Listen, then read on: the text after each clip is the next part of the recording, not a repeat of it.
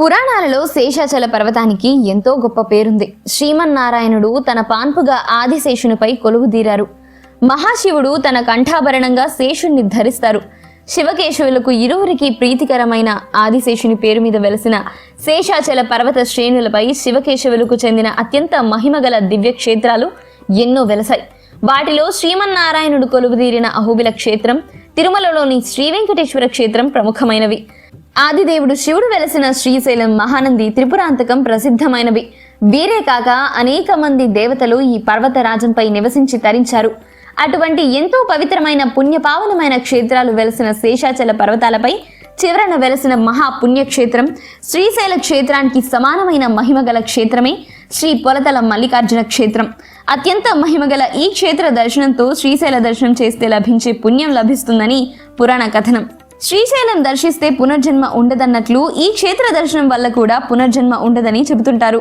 అత్యంత మహిమగల ఈ క్షేత్రంలో శివదేవుని భూతగణాలు, దేవాది దేవతలు తరలివచ్చి స్వామిని దర్శించుకుని తరించాయి. సాక్షాత్తు ఆ కైలాసనాథుడు తన భార్య పార్వతీదేవితో కూడి ఇక్కడ కొలువుదీరడం విశేషం. నమస్కారం, మీ మావురికథలకు స్వాగతం, సుస్వాగతం. ఈ క్షేత్రం యొక్క మహిమను పూర్తిగా తెలుసుకోవాలంటే మాత్రం పూర్తి కథనాన్ని స్కిప్ చేయకుండా చూడండి. ఈ స్థలం యొక్క పురాణం విషయానికి వస్తే, పూర్వం కైలాసంలో ఒకనాడు భూతగణాలు, దేవాది దేవతలు, ఆది దేవతలను సేవిస్తూ ఉన్నారు.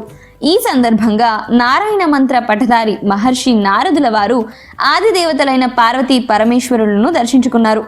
ఆయనతో పాటు మహర్షులు కూడా మహాదేవుని దర్శించుకున్నారు. ఈ సందర్భంగా భక్త సులభుడైన పరమేశ్వరుడు, నారద, ఎక్కడి నుంచి నీ రాక అని అన్నారు. లోక సంచారి, లోకంలో విశేషాలు ఏంటి అని ప్రశ్నించారు. అప్పుడు నారదుల వారు వినయంగా, స్వామి, నేను భూలోకంలో పలు తీర్థాలను, క్షేత్రాలను సందర్శించి వస్తున్నాను అంటాడు. అందులో భూలోకంలోని అత్యంత మహిమగల శేషాచల పర్వతాల ప్రకృతి సౌందర్యం, సెలయేళ్లు, కొండలు, కోనలు అత్యంత మనోహరంగా, నయనానందకరంగా ఉన్నాయని తెలుపుతాడు.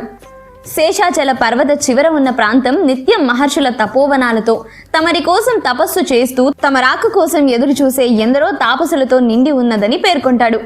శేషాచల ప్రాంతంలోని పులితల ప్రాంతం అందాలు చూసి తీరాల్సిందే అని నారదుల వారు పరమేశ్వరునికి వివరిస్తారు.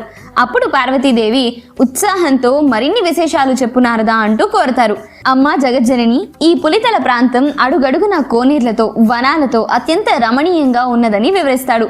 మహర్షులు పూజలు చేసుకునే వేదభూమి అని తెలుపుతాడు. వెంటనే పార్వతీమాత తన భర్తతో, స్వామి, మనం కూడా ఒకసారి పులితల ప్రాంతానికి వెళ్ళి వద్దాము అని చెప్తారు. అందుకు పరమేశ్వరుడు చిరునవ్వుతో అంగీకరిస్తారు. వెంటనే పార్వతీ పరమేశ్వరులు భూలోకంలో శేషాచల పర్వతాలపైన ఉన్న పులితల ప్రాంతానికి బయలుదేరుతారు. ఆకాశ మార్గం నుంచే పార్వతీ పరమేశ్వరులు పులితల ప్రాంతాన్ని చూసి పరవశించిపోతారు. అక్కడి వనాలు, కోనలు, కోనేర్లు, మహర్షుల తపోవనాలు, వన్యప్రాణులు, క్రూర మృగాలు కలిసిమెలిసి ఉండటం చూసి ఆశ్చర్యపోతారు. అత్యంత మహిమగల ఈ ప్రాంతం ఎంతో పుణ్యదాయకమైన తపోభూమి అని శివదేవుడు తన సతీమణి పార్వతీదేవికి తెలియపరుస్తాడు. అప్పుడు పార్వతీమాత తాము కూడా కొన్నాళ్ల పాటు ఈ ప్రాంతంలోనే నివసిద్దామని పరమేశ్వరుణ్ణి కోరుతుంది. మహాదేవుడు అలాగేనంటూ తన అంగీకారాన్ని తెలుపుతాడు. ఆ విధంగా పార్వతీ పరమేశ్వరులిద్దరూ ఈ పులితల ప్రాంతంపై తమ పాదాలు మోపగానే ఒక దివ్య తేజస్సు ఆ ప్రాంతం అంతా వ్యాపిస్తుంది. వీరు భూమిపై పాదాలు మోపిన ప్రాంతం కొంతమేరకు కుంగిపోయి భూమి నుంచి కఠినమైన గండుశిలలు బయటికి వస్తాయి. చుట్టుపక్కల రాళ్లు సైతం గండుశిలలుగా మారిపోతాయి. ఆ ప్రాంతంలో తపస్సు చేసుకుంటున్న ఋషిగణాలు తరలివచ్చి ఆది దంపతులను అనేక విధాలుగా కీర్తిస్తారు. భక్తితో పూజలు నిర్వహిస్తారు.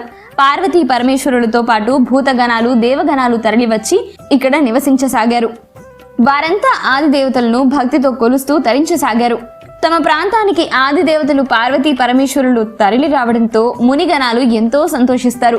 కొన్నాళ్ళ తర్వాత పార్వతీ పరమేశ్వరులు తిరిగి కైలాసానికి పయనమవుతారు. ఈ సందర్భంగా దేవతలు, భూతగణాలు, ఋషిగణాలు మీరు మరికొన్ని రోజులు ఇక్కడే ఉండాలని పట్టుబడతారు. అయితే శివదేవుడు వారందరినీ సముదాయించి ఈ విధంగా పలుకుతారు. దేవతలారా, మునిగణాలారా, తాము ఈ ప్రాంతంలో స్వయంభూలుగా వెలుస్తామని వరమిస్తారు. శేషాచల పర్వత శ్రేణువుల్లో గల ఈ ప్రాంతం అత్యంత మహిమగల ప్రాంతంగా ప్రసిద్ధి చెందుతుందని తెలుపుతారు. ఈ క్షేత్ర దర్శనంతో చేసిన పాపాలు తొలగిపోవడంతో పాటు పునర్జన్మ ఉండదని వరమిస్తారు. ఈ విధంగా పులితల ప్రాంతంలో పార్వతీ పరమేశ్వరులు కొలువుదీరారు. ఇక త్రేతాయుగంలో శ్రీరామ లక్ష్మణులు పులితల ప్రాంతంలోని పార్వతీ పరమేశ్వరుల ఆలయాన్ని సందర్శించి పూజలు నిర్వహిస్తారు. వనవాస సమయంలో సీతామాతను రావణుడు అపహరించడంతో సీతాన్వేషణ చేస్తూ ఈ ప్రాంతానికి వస్తారు. ఈ ప్రాంత మహిమను మునుల ద్వారా తెలుసుకొని రామలక్ష్మణులు సమీపంలోని కోనేటి నందు స్నానమాచరించి అత్యంత భక్తి శ్రద్ధలతో పార్వతీ పరమేశ్వరులను అర్చిస్తారు. ఈ ప్రాంత మునుల కోరిక మేరకు కొన్నాళ్ళు వారు ఇక్కడే నివసించారట. ఇక ద్వాపర యుగంలో వనవాసం చేస్తూ పాండవులు ఈ ప్రాంతానికి చేరుకున్నారట. ఇక్కడి ముని జనాల ఆతిథ్యం స్వీకరించి కొన్నాళ్ళు ఇక్కడే బస చేశారట. ప్రతిరోజు పార్వతీ పరమేశ్వరులను భక్తితో కొలిచారు. పాండవులలో పరాక్రమవంతుడైన అర్జునుడు తాము ఇక్కడ ఉన్నన్ని రోజులు మల్లెపూలతో స్వామిని ప్రతిరోజు పూజించాడట. ఆ విధంగా అర్జునుడు మల్లెపూలతో పూజించడం వల్ల స్వామి పేరు మల్లికార్జునుడుగా మారిపోయింది. అయితే శ్రీశైలంలో వెలిసిన మల్లికార్జున స్వామియే ఇక్కడ కొలువు తీరినందువల్ల పులితల మల్లికార్జునుడుగా స్వామి ప్రసిద్ధి చెందినట్లు మరో కథనం ప్రచారంలో ఉంది. ఇక్కడ వెలిసిన స్వామివారిని జనమేజయ చక్రవర్తి, అగస్త్యుడు, అత్రి మహర్షి తదితరులు కూడా స్వామిని దర్శించుకుని తరించారు. అంతేకాదు శ్రీశైలంలోని పరమేశ్వరుని దర్శనం కోసం పూర్వం దారి తప్పిన భక్తులు ఈ ప్రాంతం చేరుకుని స్వామిని ప్రార్థించినట్లు ఓ కథనం ప్రచారంలో ఉంది. ఒకనాడు కొంతమంది భక్తజన బృందం దారి తప్పి ఈ ప్రాంతం మీదుగా వెళుతూ ఇక్కడికి చేరుకున్నారట. ఎన్నో రోజుల నుండి వారు శ్రీశైలానికి చేరుకోవడానికి పయనిస్తున్నారు. పులితల ప్రాంతానికి రాగానే భక్తులు తీవ్రమైన ఆకలి దప్పులతో అలవటించసాగారు. వారంతా కడుదీనంగా స్వామివారిని రక్షించమని వేడుకున్నారట. అంతటా దయామయుడైన ఈ స్వామి తన మహిమతో ఆ ప్రాంతంలో పలు కోనేర్లు వెలసాయి. చెట్లకు ఫలాలు కాసాయి. పండ్లు భుజించి కోనేటి నీటిని తాగి భక్తులు సంతోషించారు.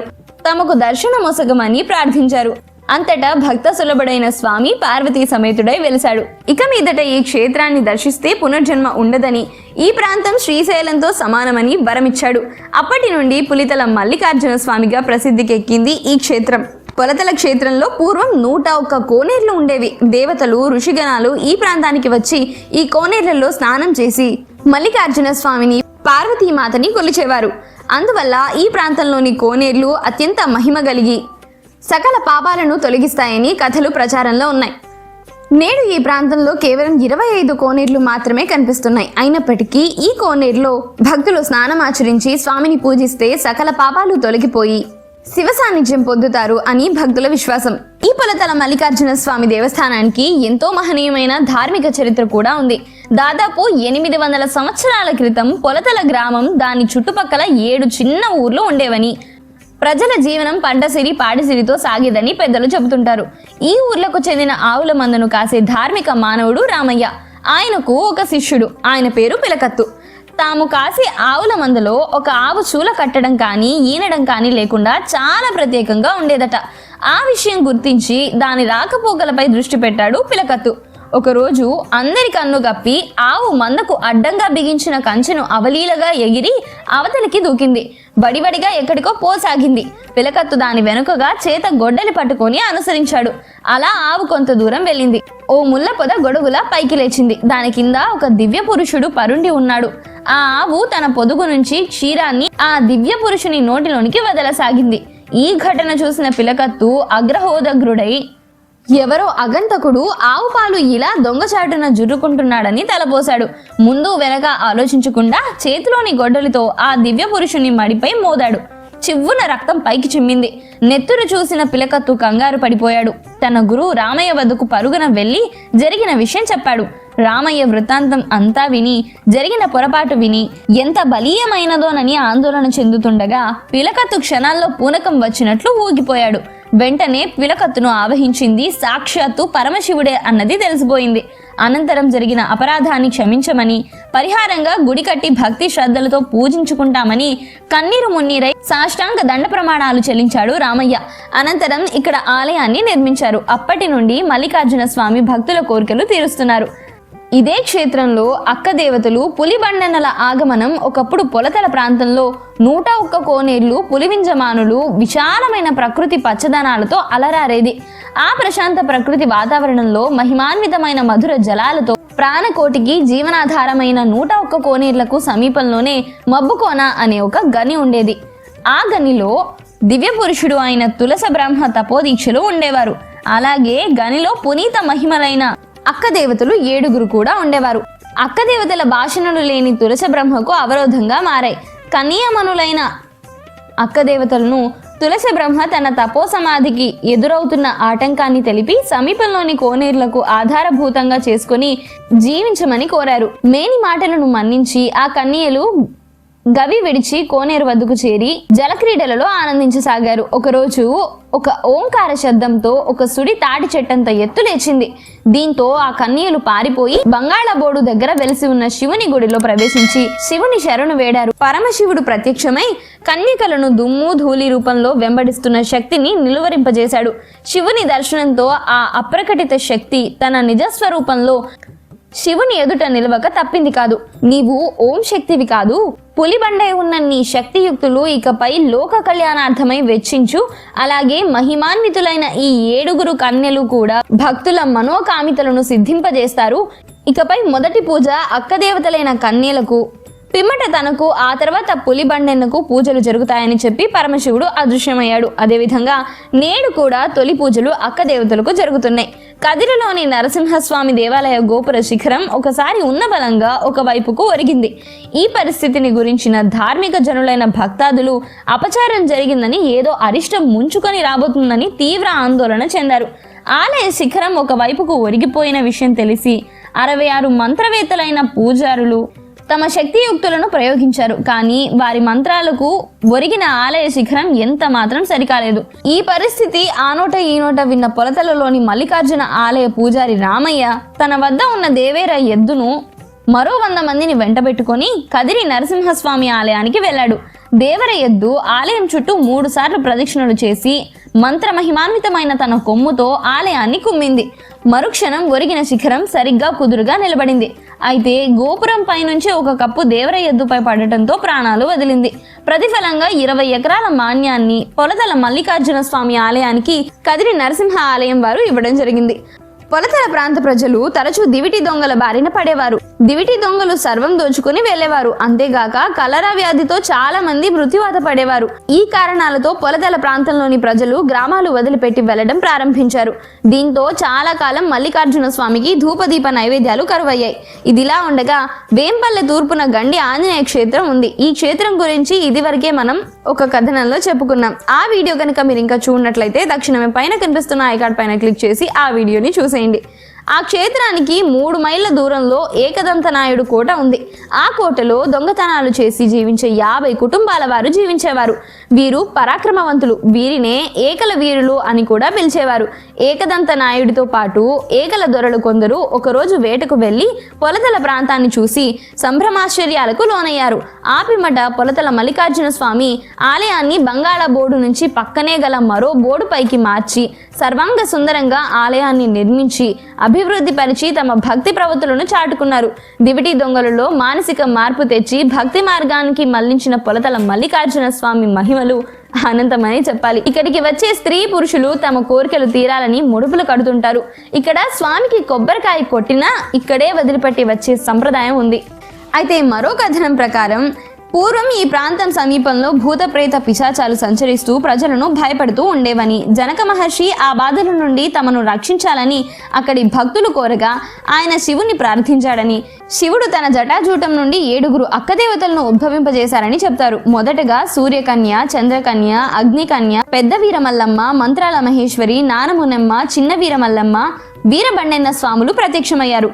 వీరిని భూత ప్రేత పిశాచాలు పీడించే వారి నుండి ప్రజలను కాపాడేందుకు తూర్పు భాగాన శాంబశివుని మధ్య భాగంలో అక్కదేవతలు బొచ్చికోనలో బండెన స్వామి ఇప్పటికీ తపస్సు చేసుకుంటున్నారని భక్తుల విశ్వాసం. మహాశివరాత్రి సందర్భంగా భూత ప్రేతలు పట్టిన మహిళలు ఈ క్షేత్రాన్ని దర్శిస్తే భూత ప్రేతలు పారిపోతాయని భక్తుల నమ్మకం. బండెనను ఓ కన్య మోహించగా ఆయన ఆగ్రహించి ఆమెను భస్మం చేసినట్లు పురాణ గాథలు చెప్తున్నాయి. అప్పటి నుండి బండెన స్వామిని స్త్రీలు దర్శించడం నిషిద్ధంగా మారింది. ఇది శైవ క్షేత్రం అయినప్పటికీ బండెన్న స్వామి వద్ద కోళ్లు మేకలు ఇవ్వడం విశేషం. ఇక ఈ క్షేత్రానికి పొలతల అనే నామం ఎలా స్థిరపడింది అనంటే, పూర్వం ఈ ప్రాంతం పులితలగా పిలిచేవారు. క్రమంగా వాడుక భాషలో ఈ పేరు కాస్త పొలతల అయ్యింది. ఒకప్పుడు స్వామి వెలసిన ఈ ప్రాంతంలో పులులు మందలుగా నివసించేవట. అయితే అవి సాధు జంతువులలాగా మునిగణాలలో కలిసిపోయేవి. పులులన్నీ కోనేటిలో స్నానమాచరించి ప్రస్తుతం స్వామి కొలువైన ప్రాంతంలో తలలు పైకెత్తి పరమశివుణ్ణి ప్రార్థించేవట. అందువల్ల ఈ ప్రాంతానికి పులితల ప్రాంతంగా పేరు వచ్చింది. ఈ ప్రాంతంలోనే పార్వతీ పరమేశ్వరులు వెలిసారని కథనం కూడా చెప్పబడింది. అలాగే పులితల ప్రాంతం మల్లికార్జున స్వామి కాస్త పొలతలం మల్లికార్జున స్వామిగా మారిపోయారన్నమాట. మహాశివరాత్రి కార్తీక మాస వారోత్సవాలకు జిల్లా నుంచే కాక ఇతర రాష్ట్రాల నుంచి వేలాది వాహనాల్లో భారీగా భక్తులు ఇక్కడికి తరలి వస్తారు. ప్రతి సోమవారం జిల్లాతో పాటు దూర ప్రాంతాల నుంచి భక్తులు పెద్ద సంఖ్యలో పొలతల పుణ్యక్షేత్రాన్ని దర్శించుకుంటూ స్వామికి ప్రత్యేక పూజలు నిర్వహిస్తారు. ప్రతిరోజు ఉదయం స్వామివారికి గణపతి పూజ, మహాన్యాస రుద్రాభిషేకం, మహామంగళ హారతి, అమ్మవారికి కుంకుమార్చన, అభిషేకాలు, ప్రత్యేక పూజలు నిర్వహిస్తారు. భక్తులు కోనేళ్లలో స్నానాలు ఆచరించి మల్లేశ్వర స్వామిని, పార్వతీదేవి, వినాయకుడు, సుబ్రహ్మణ్య స్వామి, అక్కదేవతలు మరియు బండెన స్వామిని దర్శించుకుంటారు. పొలతలలో కాశిరెడ్డి నాయన ఆశ్రమం కూడా ఉంది. ఈ ఆశ్రమంలో భక్తులకు నిత్యాన్నదానం చేస్తుంటారు. ఏ వేళలో భక్తులు వెళ్ళినా ఇక్కడ అన్నం పెడతారు. ఈ క్షేత్రంలో ఆర్యవైశ్య సత్రం భవనాలు కూడా ఉన్నాయి. ఆంధ్రప్రదేశ్ టూరిజం డిపార్ట్మెంట్ ద్వారా నిర్మించబడిన భక్తుల విశ్రాంతి భవనాలు కూడా అందుబాటులో ఉన్నాయి. ప్రశాంతమైన ఈ క్షేత్రంలో కొన్నాళ్ల పాటు నివసించడానికి అవసరమైన అన్ని వసతులు ఇక్కడ కలవు. మహిమగల పొలతల మల్లికార్జున స్వామి క్షేత్రంలో మహాశివరాత్రి ఉత్సవాలు అత్యంత ఘనంగా నిర్వహిస్తారు.